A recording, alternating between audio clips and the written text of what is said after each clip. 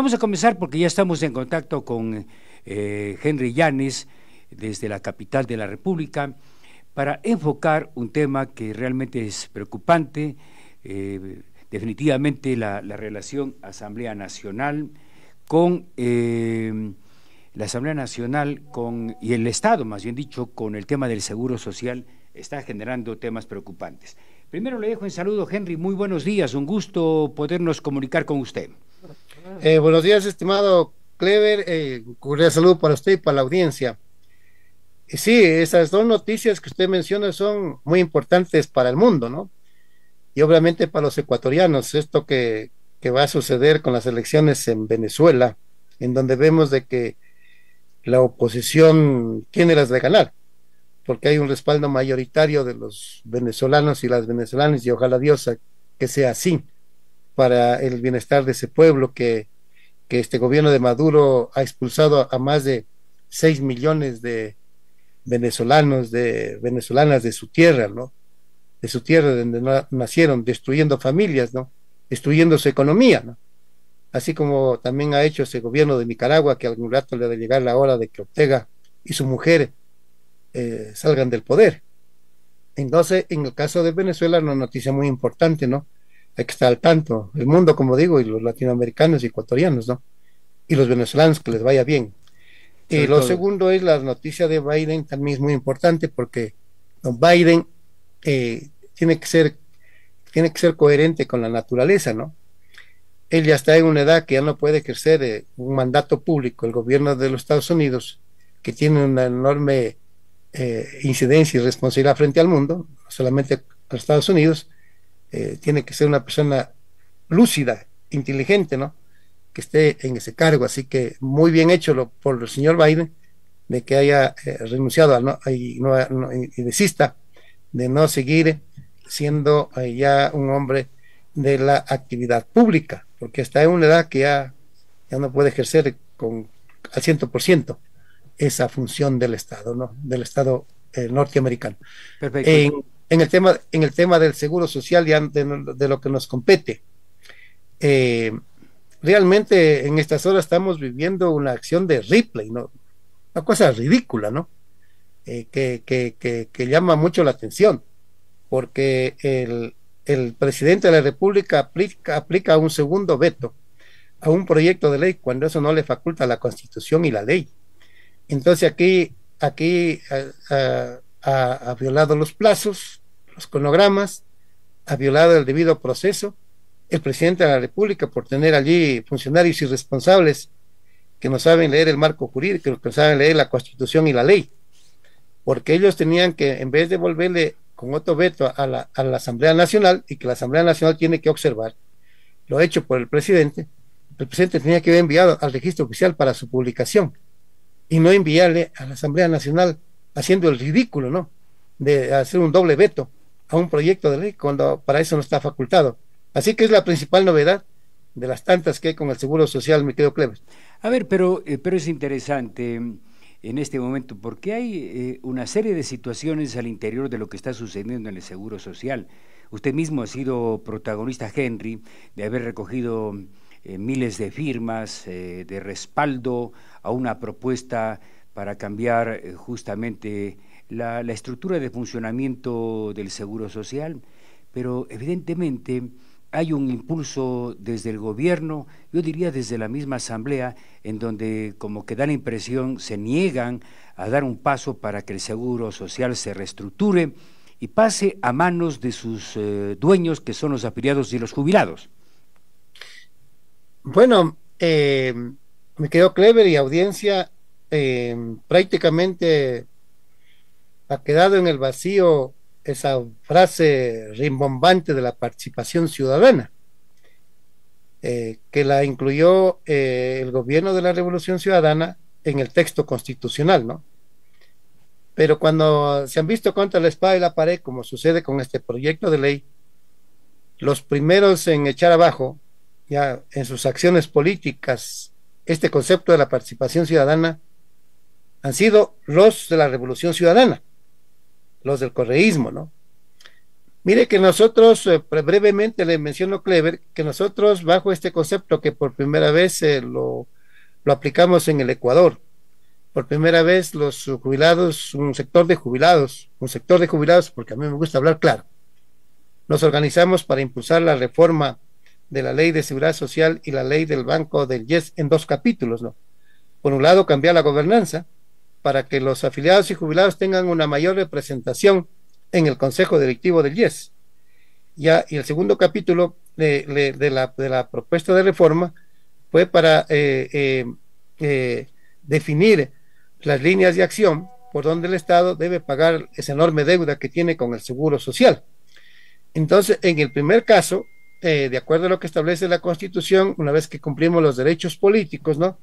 Y presentamos el proyecto de ley al Consejo Nacional Electoral, y cuyo proyecto lo presentamos también a la Asamblea Nacional, cumpliendo el debido proceso, el 19 de octubre del año 2022, con el apoyo de 75.500 firmas, ¿no? Nosotros necesitamos firmas válidas, 32.748, es lo que requeríamos, ¿no? Pero nosotros presentamos 75.500, ¿no? Eso pasó a conocimiento de la, eso pasó a conocimiento de la digamos, del Consejo Nacional Electoral, las firmas, es decir, una vez que la Asamblea Nacional recibió las firmas, ¿no? Y el proyecto de ley, las firmas le envió al Consejo Nacional Electoral para que sea el Consejo Nacional Electoral el que verifique las firmas, ¿no? El Consejo Nacional Electoral verificó las firmas, las verificó y emitió un informe de que de las 75.500 firmas que nosotros presentamos, 54.557 firmas eran válidas, eran comprobadas, estaban verificadas. Es decir, más del doble de lo que requeríamos, casi más del doble. Muy bien, eso entró entonces después a debate en la Asamblea Nacional. La Asamblea Nacional en el gobierno de Lazo fue clausurada, se interrumpió el periodo de los 6 meses, ¿no? La Constitución y la ley no dice que en el caso de la iniciativa popular normativa, cuando acontezcan casos como estos, cómo debe hacer la Asamblea o qué es lo que se debería hacer. Eso no está. Sin embargo, se esperó que se constituya la nueva Asamblea, que la Asamblea actual, que viene vigente desde noviembre, desde el año 2023, ¿no? Y entonces empezaron a correr los plazos desde allí, ¿no? Tomando en cuenta que ya en la Asamblea anterior ya transcurrieron como 62 días, ¿no? Porque la Constitución y la ley le da un plazo de 180 días, ¿no? Entonces ya para la Asamblea actual ya no le quedaban los 180 días, sino menos. Entonces se empezó el debate de la ley y todo fue marchando bien. Hasta el primer debate, es decir, hasta febrero del año 2024, todo empezó a marchar bien. Hubo 16 participaciones en el Pleno de la Asamblea Nacional, tal como nosotros lo presentamos al proyecto de ley. No hubo mayores observaciones, ¿no? Pero ¿en dónde sacaron las uñas? ¿En dónde torcieron el proyecto de ley? En donde lo distorsionaron totalmente el proyecto de ley fue el 8 de marzo del presente año, en la sesión de la Comisión del Derecho al Trabajo y la Seguridad Social. Y fueron las asambleístas de la Revolución Ciudadana, la asambleísta Méndez de la ciudad de Cuenca, de la provincia de La Suay, la asambleísta Ortiz, Giovanna Ortiz de la provincia de Loja, y la asambleísta Holguín, Marcela Holguín, de la provincia de Pichincha, de la ciudad de Quito, las 3 de la Revolución Ciudadana, más 2 asambleístas de Construye, fueron las que echaron abajo todo el segundo capítulo que nosotros presentamos en el proyecto de ley. Nosotros presentamos de que el Estado podía pagar parte de la deuda transfiriendo acciones del Banco del Pacífico al Seguro Social. También pusimos allí de que el Seguro Social sea accionista de los sectores estratégicos de la economía nacional, el petróleo, de las telecomunicaciones, del sector eléctrico, de la minería metálica. Eso pusimos, ¿no? ¿Quiénes mocionaron para echar abajo esto? Fue Marcela Holguín, Giovanna Ortiz y la asambleísta Méndez. Lo echaron abajo. Entonces yo pensaba en esa noche, y dije, a lo mejor estas señoritas son, o señoras, son accionistas del sector petrolero. Por eso es que se opone para que el Seguro Social no sea accionista del petróleo y de los otros sectores de la economía nacional, de los otros sectores estratégicos de la economía nacional. No se podía entender de otra manera. Si no basta que, si para comprobar lo que estoy diciendo, valdría que la audiencia ingrese a la sesión del 8 de marzo de la Comisión de Derecho al Trabajo y la Seguridad Social. 8 de marzo, Día de la Mujer. Entren. Y ahí les dije que yo les iba a mencionar los nombres públicamente, como en este momento lo estoy mencionando. Los voy a publicar, porque ya tengo los asambleístas que votaron en la sesión de junio en el veto del presidente, ¿no? Ya los tengo. Entonces, el 8 de marzo, sin que haya informe del Pleno, hicieron lo que hicieron. Se opusieron estas mismas 3 asambleístas, más 2 votos de Construir, más los votos de 2 asambleístas de Construir, se opusieron para que el Banco del 10 no sea banco de primer piso. O sea, otra vez dije, estas asambleístas serán de banqueras, ¿ya? Porque quienes deberían estar aquí, que debieron haber, o tenían derecho a que se lo reciba, o que debieron decir, solicitar una audiencia, eran los del Banco del Pichincha, los del Banco Guayaquil, pues el presidente o el gerente de los bancos y de los otros bancos, ¿no? Porque claro, si el Banco del día se hace un banco de primer piso, fuera el banco más grande del Ecuador, arrancaría con 3.700.000 afiliados con cuenta corriente, con cuenta ahorros en el banco del banco del IES. Ya, ningún banco tiene esa nómina, como cuenta ahorristas, como cuenta correntistas, ningún banco del Ecuador lo tiene. De manera que el banco del IES se puede convertir en banco de primer piso, ¿no? Oiga, Henry, a propósito de lo que usted está tocando, que es un tema interesante y que se ha generado tanto expectativa, pero ¿qué le hace pensar que 3 parlamentarias, una de ellas Mabel Méndez, que es de la provincia de la Suay, más la asambleísta Holguín Ortiz, hayan actuado de esa manera cuando se entiende que ellas están en representación del afiliado, están en representación de la población? ¿Qué le hace pensar? Porque aquí, yo digo, voy a utilizar una expresión, huele hasta mal, ¿no?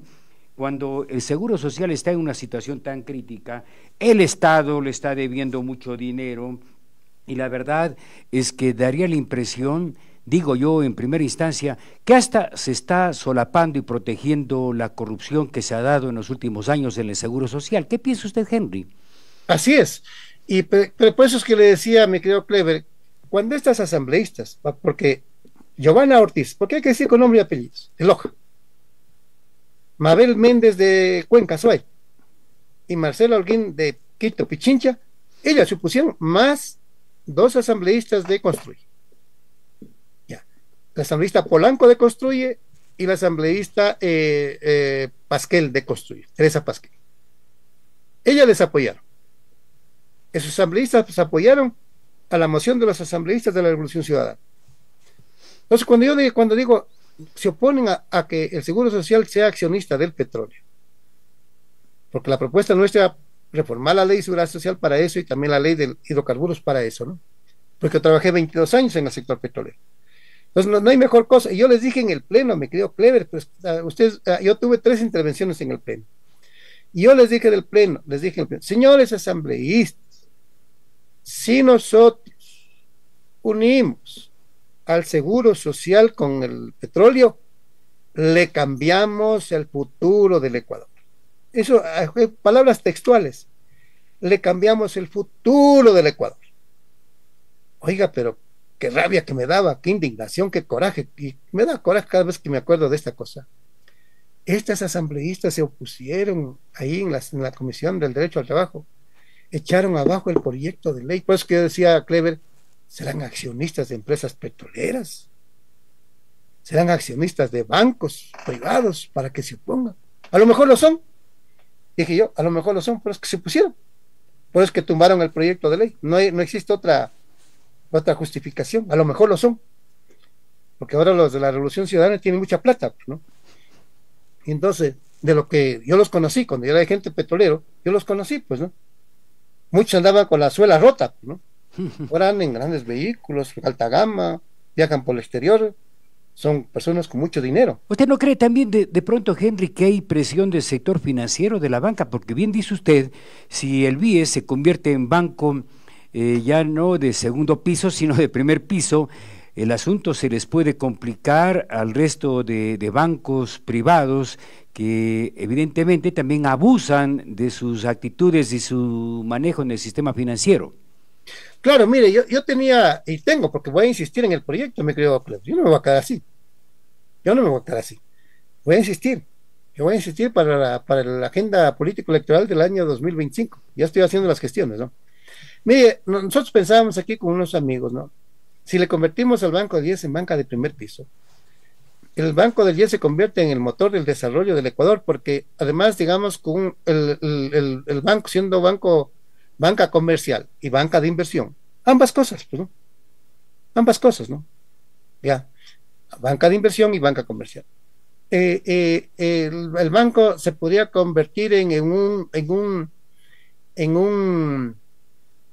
fuerte influyente sobre la regulación de las tasas de interés, Totalmente, claro. un fuerte modulador de las tasas de interés, no tasas de interés del 15, del 17 y 20%, no, no, no, no, tasas del 8%, 9%, ya, un fuerte modulador de las tasas de interés, con la cual el sistema financiero ya no seguiría explotando a la gente que les pide dinero, ya, tendrían derecho a ganar, exacto, tienen derecho a ganar, pero no de la forma como vienen ganando el dinero. Por menos en función de las tasas de interés que dicta el Banco Central, pues. Claro, exacto, tal como las del Banco Central. Entonces mire, yo tenía una emoción tan grande, ¿no? Tanto a nivel o sea, era una emoción para mí muy, muy grande, ¿no? Que decía, vamos a lograr esto, ¿no? Eso me ilusionaba yo, vamos a lograr esto, ¿no? Y además nosotros, conversando con unos amigos, decían, lo que debemos constituir en el Ecuador, si logramos eso, es constituir en el Ecuador un fondo soberano como tiene Noruega, ¿no?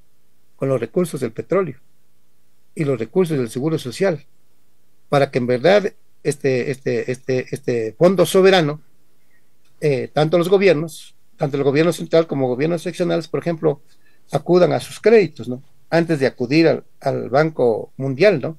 O al Fondo Monetario Internacional, o a la Corporación Andina de Fomento, ¿no? O a la banca privada internacional.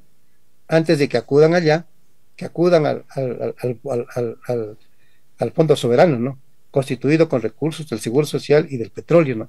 Esa era nuestra ilusión y sigue siendo. La vamos a retomar la idea en el año 2025. Entonces, matamos 3 pájaros de un tiro, o sea, o por lo menos 2 pájaros de un tiro, 3 pájaros, ¿no? Primero que logramos hacer que el banco sea fuerte e influyente en la regulación de las tasas de interés. Punto 1, para que la gente acceda al crédito. Punto 2, reformamos el sector petrolero con una nueva legislación. Y tercero, como digo, nos libramos de acudir al crédito internacional y más bien acudimos al ahorro nacional y al crédito nacional, y así protegemos también el dólar, porque nosotros tenemos que proteger el dólar. ¿Y por qué tenemos que proteger el dólar? Porque nosotros no hacemos el dólar. Si lo descapitalizamos al Ecuador, ¿de qué vamos a vivir? ¿Cómo vamos a comprar las naranjas, los zapatos, la ropa, la comida? ¿Cómo vamos a viajar? Si nos descapitalizamos, ¿no? Si sacamos todos los dólares. Entonces no tenemos que ser elementales en la manera de pensar. Tenemos que ser responsables en la manera de pensar. Para el Ecuador debe desarrollar una estrategia. Nosotros no hacemos el dólar. Nosotros no fabricamos el dólar. ¿Qué deberíamos hacer con una mediana inteligencia? Traer el dólar de afuera. Traerlo por el dólar, a través de exportaciones, a través de buenas inversiones que tiene que impulsar el Estado, a través de iniciativas que debe impulsar el Estado y los ecuatorianos, traer el dólar. Y aquí crear como digo, un fondo soberano de ahorro del dólar. Hacerlo que sea cada vez más grande, de 100.000 millones de dólares, de 200.000 millones de dólares, tener ese ahorro nacional. ¿Por qué? Porque ecuatorianos nosotros no hacemos el dólar. Nosotros no fabricamos el dólar. Entonces, esa es la idea nuestra y seguimos con esa idea, mi querido Clever, y la vamos a insistir, como digo, ojalá Dios nos bendiga, yo sé que Dios nos va a bendecir. Oiga, Henry, evidentemente y vamos a lograr eso en el 2025, ¿no? Usted es bastante claro con respecto pues a a la propuesta que hemos hecho, yo creo que un montón de gente, el seguimiento, ¿no?, de su esfuerzo, de la recolección de firmas. Esto en la parte del Seguro Social, visto de esta lamentable intromisión desde hace varios años atrás en el Seguro Social, que le ha convertido a la institución en una entidad en donde los gobiernos de turno han metido la mano cuando les ha dado la gana.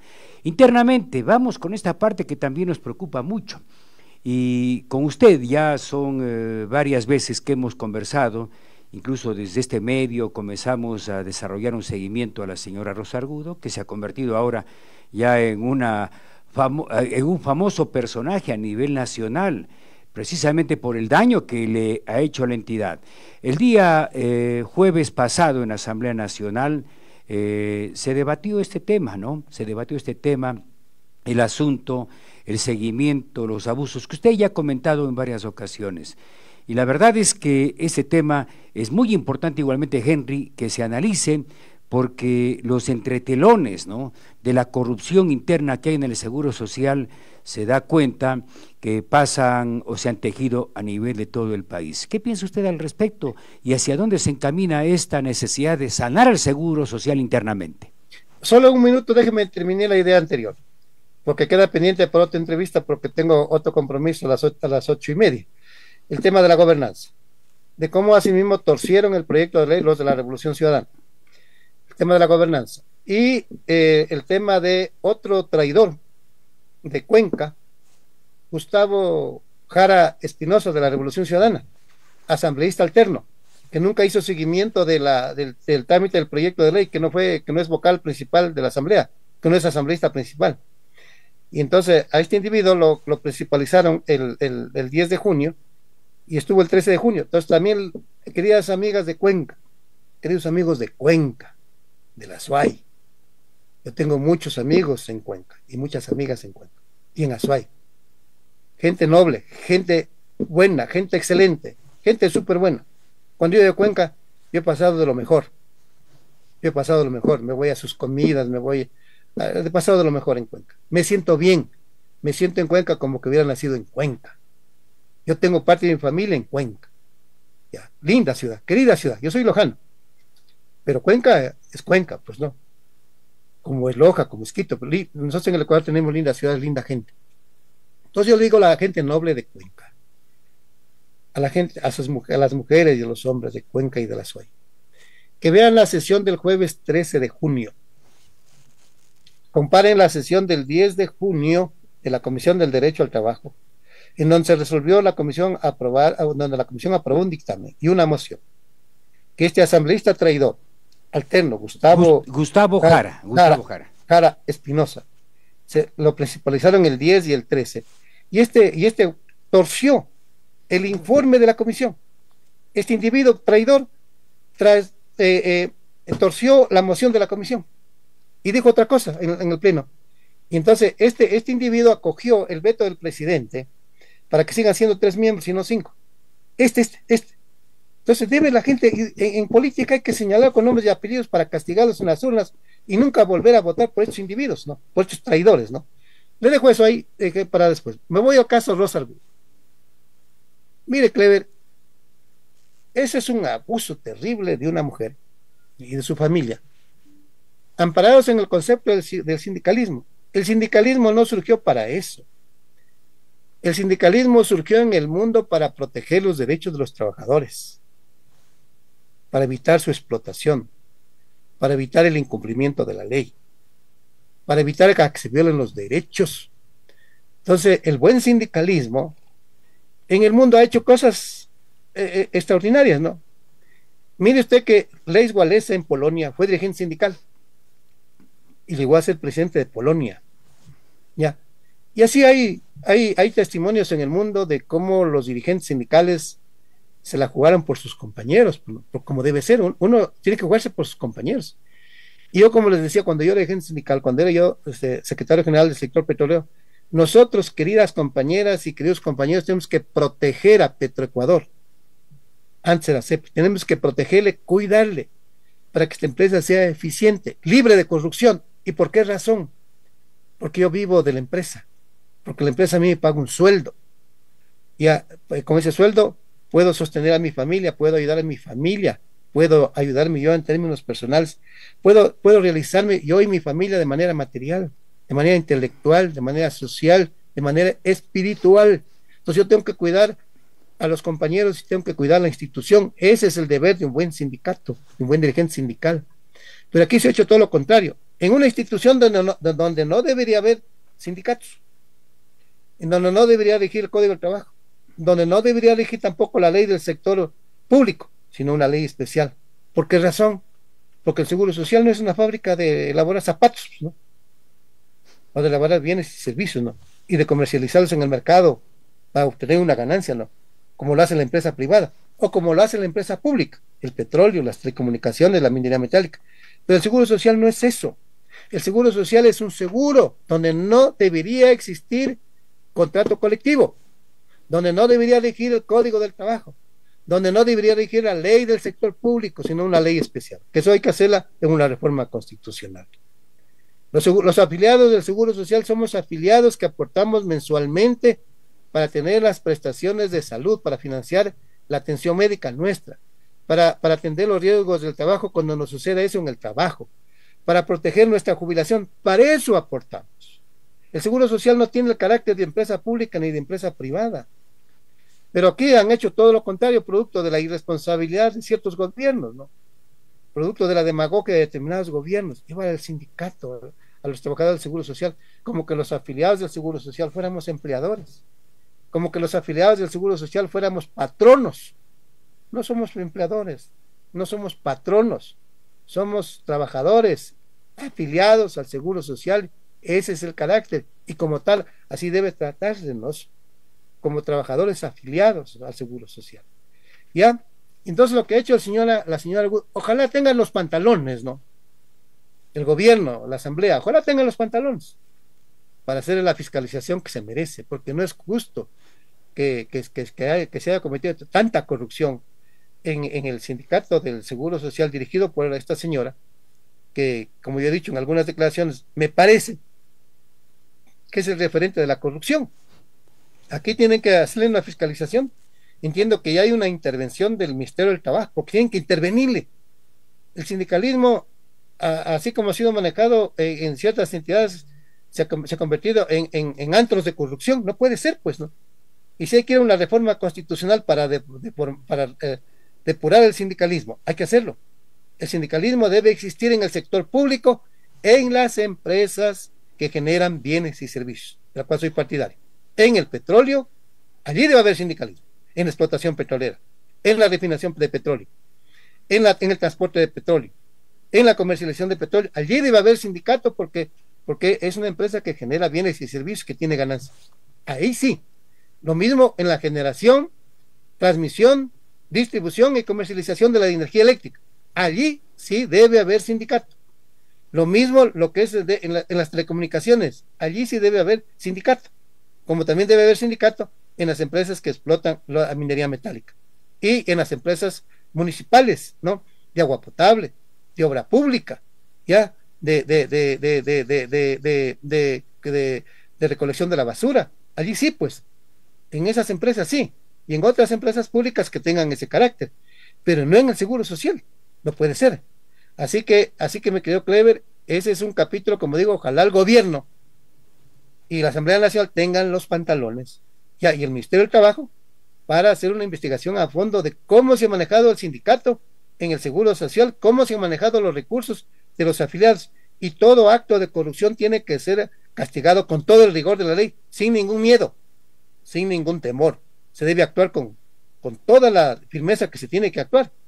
Yo si fuera autoridad del Seguro Social, olvídese, yo ya habría hecho una comisión ya a fondo, jurídica y económica a fondo. Yo si hubiera sido autoridad del Seguro Social, eso hiciera, y en el plazo de pocas horas y de pocos días que me presente un informe y establecer responsabilidad penal, si es que las hubiera, responsabilidad penal si es que las hubiera, ¿ya? En el manejo de los recursos del Seguro Social, porque hay una serie de denuncias que a mí se me han puesto los pelos de punta escuchando esas enormes denuncias que existen allí, unas cosas bien horribles, ¿no? No solamente de algunas relaciones con unas cosas bien feas, que no tienen nada que ver con el seguro social y que se denuncian a través de las redes sociales, ¿no? Una cosa impresionante. Así que, mi querido Clever, esperemos que, esperemos que esto cambie y tengamos una buena, y tengamos un buen resultado de la investigación en las próximas horas respecto a lo que se ha hecho en el Seguro Social. Perfecto, Henry, no le quito más tiempo. La próxima le voy a invitar para hablar del tema petrolero, que es un tema que usted también tiene mucho conocimiento. Sí, le envié, mi querido Clever, un documento sobre la crisis del sector energético y sí me Sí, gustaría sí. hablar, ojalá la próxima semana o en esta semana mismo, porque ese es un tema que después se va a poner muy complicado, complicado, muy conflictivo por los estiajes y por si se prolonga el verano, eso va a ser muy duro para el Ecuador, meses de septiembre y octubre. Así que allí hay un buen documento de análisis y allí también hay responsabilidades, mi querido Cleber. Perfecto, Así que un buen día gracias para a usted y un buen día para la